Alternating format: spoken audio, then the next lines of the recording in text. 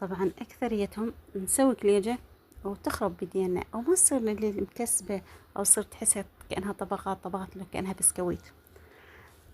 شنو الأخطاء اللي نسويها وتصير مو مضبوط؟ طبعا اللف مالها مو حلو. اللف مالها مو حلو، تدرون ليش؟ سويتها على السريع، يعني شلون اشتهيتها على السريع وسويتها على السريع. فالمهم، طبعا شنو هسه تقولون ايش كثر مكوناتها. ناخذ 4 كوب طحين درجة أولى. آه، أخلي 3 ظروف فانيلا. ضرب بيكنج باودر اللي ما خلى شكلها يصير شوية حلو مرتب. طبعا لفيتهم بيدي. إذا خليتي بيكنج باودر وايد، هو اللي يصير. لا مسحته ببيض ولا شي.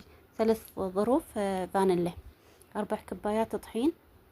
خليت تقريبا 3 معالق من السكر. كوب كامل حليب. شوفوا المكونات مالاتها، طبعا بسيطة.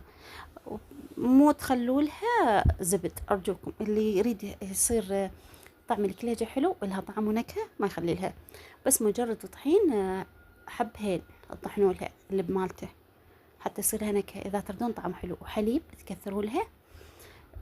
إذا تحبون مثلا بشنو يكون هالكلام هذا، أنتم مجمدين ماي مريش.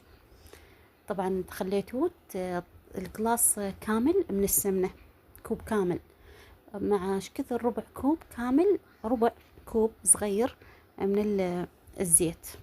هسه سويت عليكم ممكن خبصة، صح؟ اي والله خبصة. المهم، بعدين شنو خليت عليها؟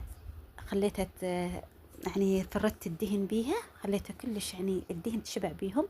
انه بيبت ماي بارد مريش، ظليت اسويها بس يعني مو عجن، لا كأنها لف لف. انه انا شنو المخليه؟